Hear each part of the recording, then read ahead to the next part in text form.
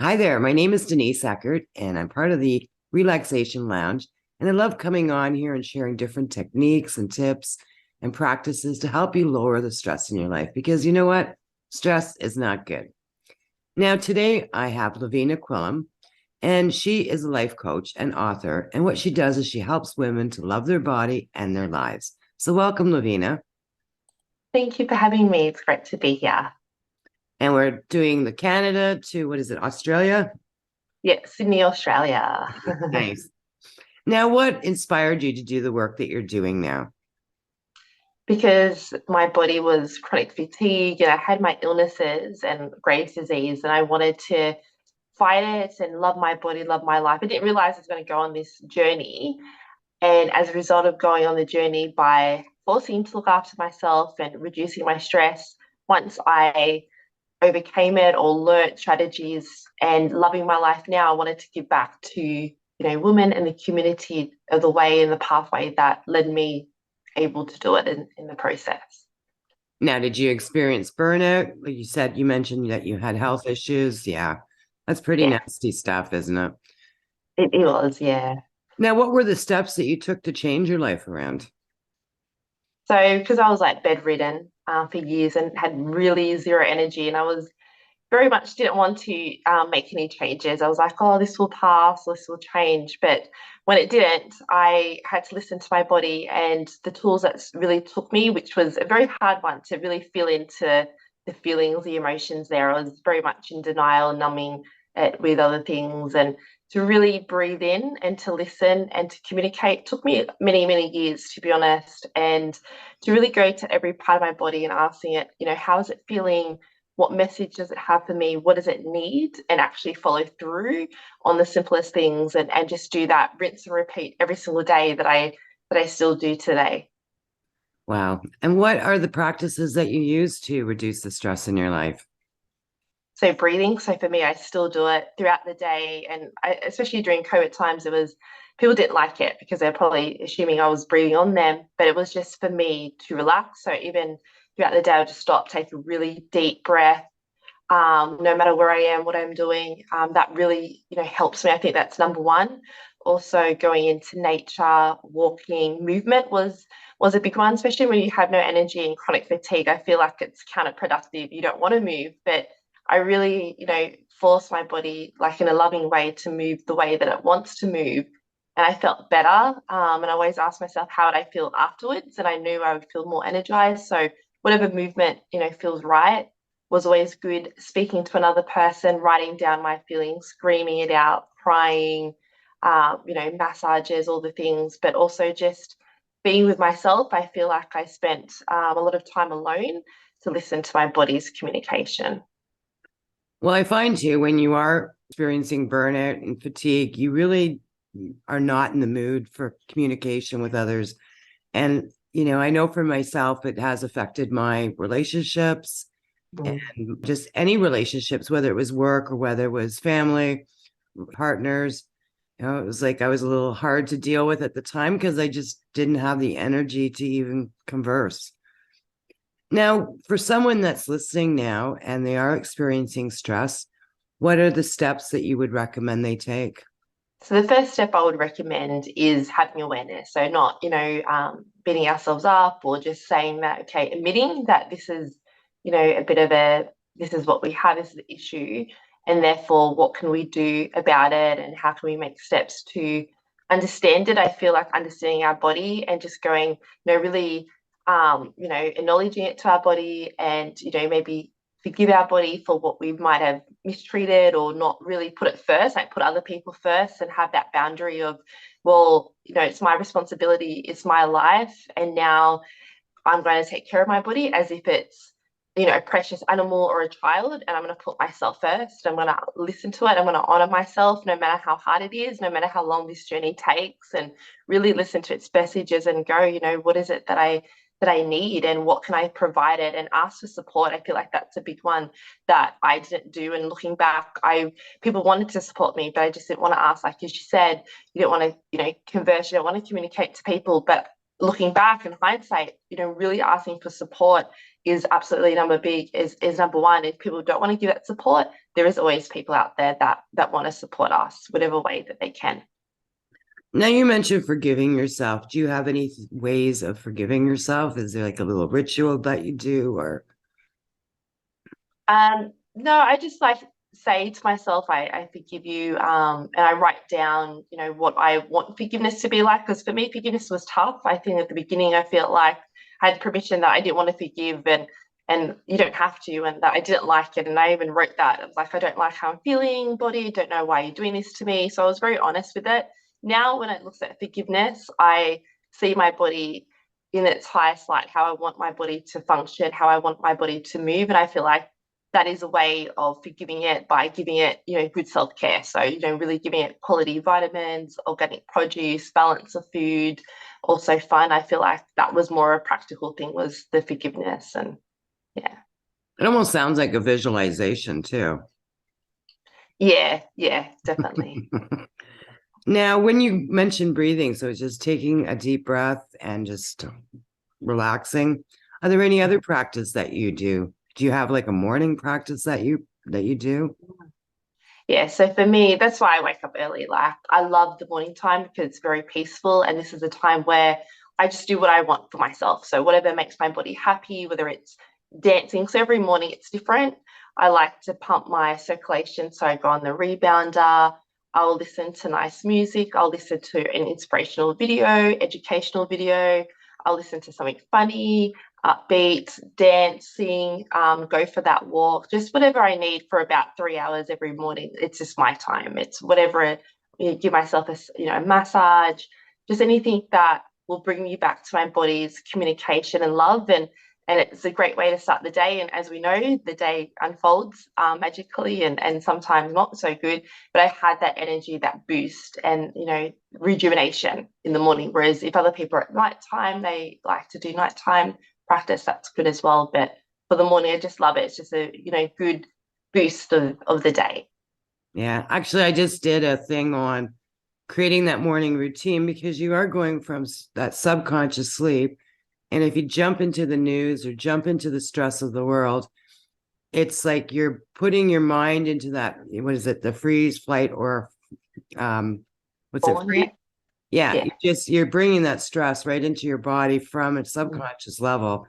And people don't realize how easily that can be done. Like just checking your phone and seeing, Mm-hmm. there's an earthquake here or there's this war going on there.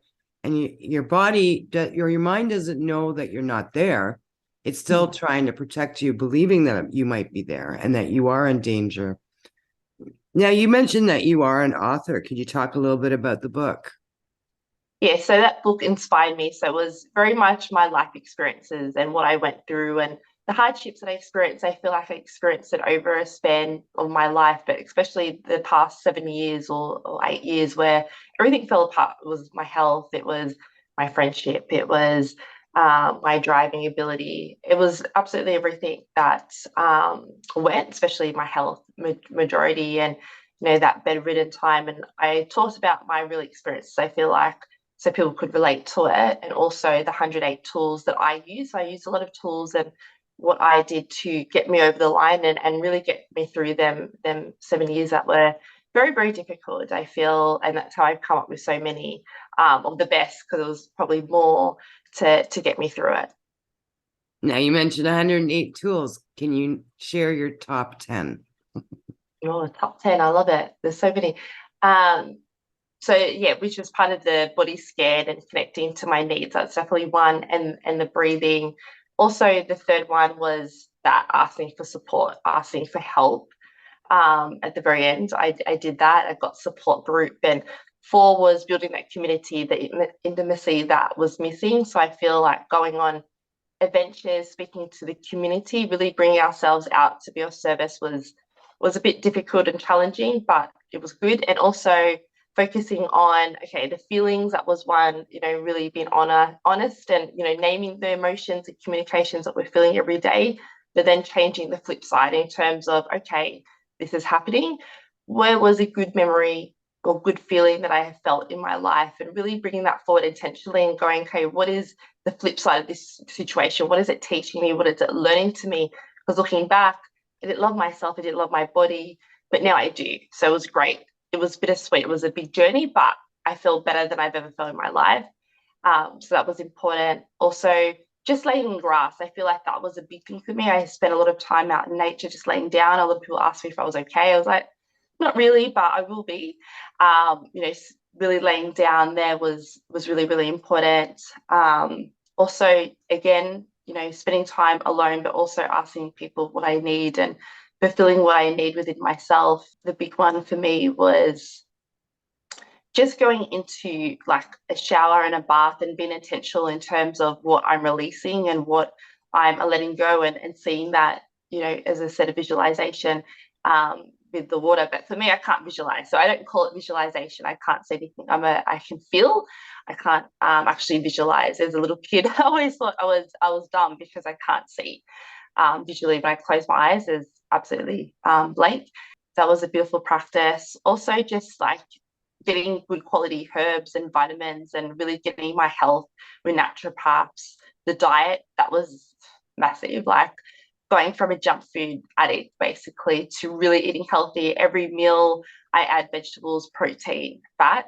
I have a good balance, but also I like eating the pleasurable foods as well. I feel like that's been a big part of my life up until now. And also just, really being patient. I feel like that has been still a journey that I'm still going on in terms of, really just being patient with my body and understanding that it's nervous, it's overwhelmed, and it's okay. Like as we would speak to a little child or a kid that is upset, like we would just be really patient and go, you can feel the way that you need to feel for as long as you need to feel it.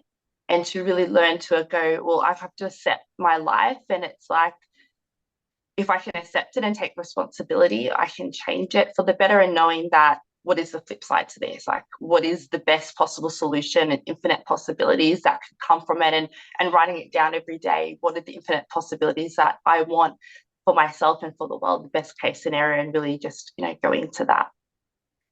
Yeah, that's amazing. And what I'm hearing too is like just taking that inventory of how you feel now and accepting how you feel now. Like that's the big thing. And I love what you said too, like taking that responsibility rather than a lot of us tend to make excuses as well. And we don't do the things that we know would make us feel better.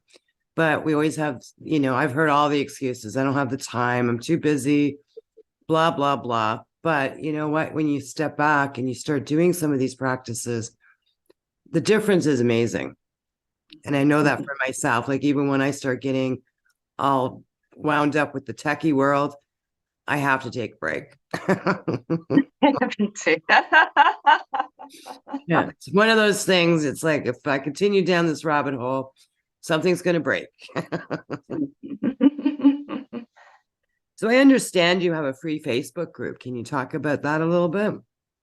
Yeah, so it's called Sacred Body, Logical Minds, and Heart-Centered Beings. And the reason why I named it was that there needs to be a balance. I feel, in the community, people either dismiss logic, dismiss ego, or either just heart-centered. And I feel like we need to have a really good balance of both. Both are very, very important in our lives. And that's where I want to bring it back to the body and the balance of the mind too, and also, connecting to our heart, of course, but also, logically, tangibly, what can we do to change? Because yes, people make excuses and you don't feel like it. And even one of my people in my world who I'm, going through, she has kidney failure and still doesn't want to look after herself. So it's a, a big, big job. So we need to also look at the logical mind as well and have the practices and how we can really, anchor it all and be it all, not just one half of the equation. Absolutely. Well, we're going to wrap this up. So, what are the words of wisdom from Lavina that they can leave with? For me, the big one is when you do look after yourself, you can go on so many adventures. The payoff is that you can really live the life that you want and really I feel like there's people feel like there's no light at the end of the tunnel and you won't feel any better, but you will feel better and you can live the life of your dreams with no regrets. Wonderful. Well, thank you so much for your time today. I appreciate you coming on to the show today and wonderful information. Thank you for having me. Now, when you are listening or watching this, wherever you're watching or listening this, her links will be everywhere. So if you have any questions, please feel free and reach out and ask your questions. Well, thank you so much for listening, and see you in the next episode. If you're looking for more ways to reduce the stress in your life, please visit www.therelaxationlounge.info. Here I've got access to a free Facebook page where you can get support, information on the podcast where I interview different individuals who share their techniques to help you reduce your stress, plus a membership that you can join where you can come and do stress-reducing practice on demand anytime you need to reduce the stress in your life and create more happiness in your world. I'll see you in the lounge.